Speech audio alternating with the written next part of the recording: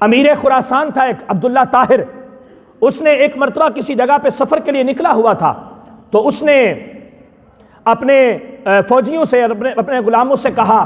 کہ ذرا رستے کا خیال رکھنا، اگر کوئی بندہ تمہیں مشکوک نظر آتا ہے تو اس کو لے کے میرے پاس آنا۔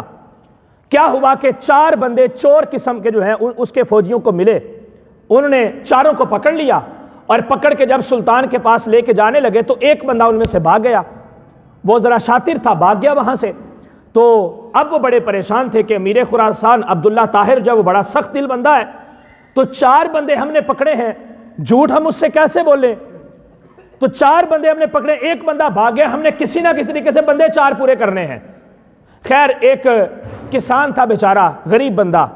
وہ وہاں سے کہیں گزر رہا تھا اپنے کسی کام کے لیے، انہوں نے اس کو پکڑ لیا اور پکڑ کے چوروں کے ساتھ ملا کے گرفتار کر کے جا کے سلطان کے سامنے پیش کر دیا۔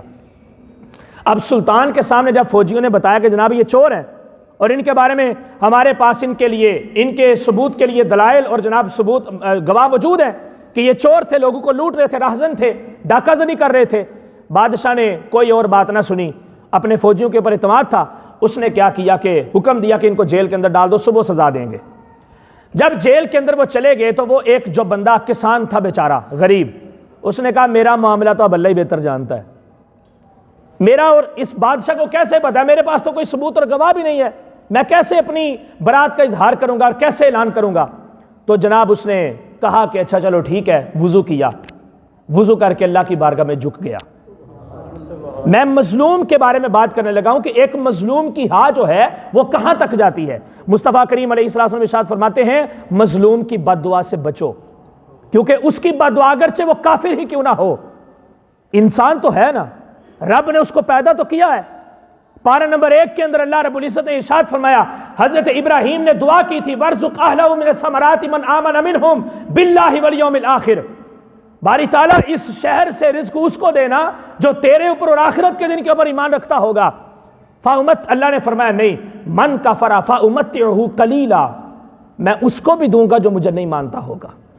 چونکہ میں نے اس کو پیدا کیا ہے۔ ہاں صرف یہ ہے کہ مومن کو زیادہ دوں گا اور کافر کو کم دے دوں گا، لیکن دوں گا اس کو ضرور، بھوکا نہیں اس کو ماروں گا۔ رب نے اس کافر کا بطور بشریت، بطور انسانیت خیال رکھا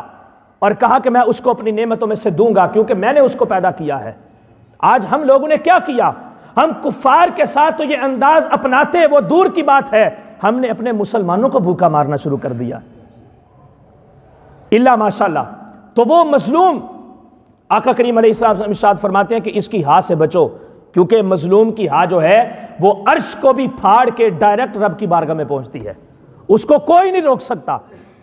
کیا تمہاری نمازیں، کیا تمہارے روزے، کیا تمہاری مناجات، کیا تمہاری دعائیں، اگر تمہارے پاس کوئی شخص بھوکا مر گیا، اللہ رب العزت حدیث پاک ہے قیامت والے دن پوچھے گا میں بھوکا تھا تو نے مجھے کھانا کیوں نہیں کھلایا، میں بیمار تھا تو نے میری بیمار پرسی کیوں نہیں کی، مجھے فلاں چیز کی حاجت تھی تو نے اس کی طرف توجہ کیوں نہیں کی؟ بندہ عرض کرے گا باری تعالیٰ تو بھوک سے بھی پاک ہے، تو بیماری سے بھی پاک ہے، تو طلب سے بھی پاک ہے، پھر یہ کیسے ممکن ہو سکتا ہے کہ تو بھوکا تھا، تو بیمار تھا، یا تجھے طلب تھی کسی چیز کی؟ اللہ رب العزت ارشاد فرمائے گا وہ میرا بندہ ہے، تیرے پہلو میں رہتا تھا، بھوکا بھی مرتا تھا، پیاسا بھی تھا، اس کو بھوک بھی لگتی تھی، بیمار بھی ہوتا تھا، کبھی تو نے اپنے گھر سے نکل کے جا کے اس کا پتہ کیا؟ کبھی جا کے دیکھا کہ وہ کس حال میں ہے؟ کبھی خود تو اپنے گھر میں چرب لقمے کھا کے لطف اندوز ہوتا تھا، کبھی اس کو جا کے دیکھا تھا کہ وہ کس حال کے اندر اپنے بچوں کا سوکھی روٹی سے پیٹ پال رہا ہے؟ کبھی اس کے بچوں نے بھی وہ کھانا کھایا جو تیرے بچے کھا رہے ہیں؟ تو یہ انداز ہونا چاہیے ایک مسلمان کا۔ اس نے وضو کیا، مصلی پکڑا، جیل کے ایک کونے میں مصلی بچھا کے جناب بس سجدے پہ سجدہ، سجدے پہ سجدہ، سجدے پہ سجدہ، باری تعالیٰ میرے چھوٹے چھوٹے بچے ہیں، بادشاہ نے تو مجھے پھانسی دے دینا ہے، حد جاری کر دے گا، میں کیا کروں گا؟ کیسے ان کا خیال رکھا جائے گا؟ روایات میں آتا ہے کہ بادشاہ اپنے محل کے اندر تخت پہ سویا ہوا تھا، اس کو خواب آیا، 4 جناب کڑیل قسم کے جوان بندے ہیں، وہ آئے ہیں اور اس کے تخت کو 4 پایوں سے اٹھایا اور اس کو الٹ دیا۔ اچانک اٹھ کے اس نے وضو کیا، اللہ کی بارگاہ میں توبہ کی، عاجزی انکساری کے ساتھ رب کی بارگاہ میں جھکا، پھر سویا، دوبارہ پھر یہی خواب آیا، پھر اٹھا، پھر رب کو یاد کیا، توبہ کی، کون سا ایسا گناہ میں کر بیٹھا ہوں جس کی وجہ سے آج میری رات کا چین جو ہے وہ ختم ہو چکا ہے؟ پھر اس نے یہ معاملہ کیا، دوسری مرتبہ کرنے کے بعد پھر سویا،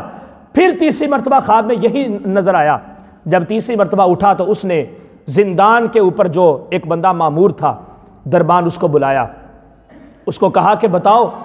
کوئی ایسی چیز دیکھے، کوئی مظلوم تو نہیں ہم نے قید کر لیا سلاخوں کے پیچھے؟ اس نے کہا بادشاہ یہ تو مجھے نہیں پتا کہ کوئی مظلوم ہے کہ نہیں، لیکن ایک بات ضرور ہے، ایک بندہ ایسا ہے وضو کرتا ہے سجدے پہ سجدہ کرتا ہے، وضو کرتا ہے سجدے پہ سجدہ کرتا ہے، وضو کرتا ہے سجدے پہ سجدہ کرتا ہے، باری تعالیٰ اے بادشاہ سلامت اس کے علاوہ مجھے اور کوئی چیز نہیں پتا، کچھ بھی نظر نہیں آیا۔ بادشاہ نے کہا بس پھر ٹھیک ہے، مجھے میرا مقصد مل گیا، اس کو لے آؤ۔ لے کے آیا اور بادشاہ کی بارگاہ میں اس کو پیش کیا۔ سلطان نے کہا امیر خراسان عبداللہ طاہر نے فرمایا جاؤ میں نے تمہیں آزاد کر دیا۔ تین چیزیں اس کے سامنے رکھی، وہ جو اگلا مکالمہ ہے، 1000 اشرفیاں بھی اسے دیں اور اس کو آزاد بھی کر دیا۔ تیسرا انعام اس کو، دوسری بات اس کو یہ کہی کہ مجھے معاف کر دو، اور تیسرا انعام جو اس کے سامنے پیش کیا، کہا جب بھی تمہیں کوئی مشکل اور پریشانی پیش آئے تم بلا جھجک میرے دربار میں آ جاؤ، میں تمہاری ہر مشکل کو دور کروں گا۔ اس سلطان تھا وہ بھی مسلمان، آج ہم بھی مسلمان ہیں، اس کی راتوں کا چین ایک مظلوم کی وجہ سے تباہ ہو گیا۔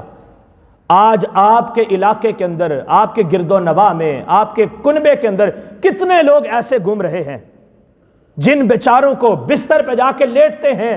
تو ان کو غریبوں کا خیال آتا ہے، اپنے بچوں کے دکھ نظر آتے ہیں، اپنے گھر کی پریشانیاں بیماریاں نظر آتی ہیں۔ کیا ہماری نیند کے اندر خلل آتا ہے؟ ہم ٹھنڈی سانسیں لے کے سو رہے ہوتے ہیں، ہمیں کوئی خیال نہیں آتا۔ رمضان شریف کا مہینہ آ رہا ہے، اپنے گرد و نواح میں اپنے آپ کو صرف اپنے روزے نہ بچائیں، اپنے آپ کو صرف ایک سچا روزہ دار ثابت نہ کریں، بلکہ لوگوں کے حالات کو بھی دیکھیں کہ لوگوں کو آپ کی ضرورت ہے، لوگوں کو میری ضرورت ہے، لوگوں کو آپ کی ضرورت ہے۔ ہم سب مل کے اپنے معاشرے کو جب ٹھیک کرنے کی کوشش کریں گے تو پھر ہمارا معاشرہ ٹھیک ہوگا۔ خود تو ہم نے نمازیں بھی پڑھ لی، سب کچھ ہم نے کر لیا ہے، ہم نے لوگوں کا خیال رکھنا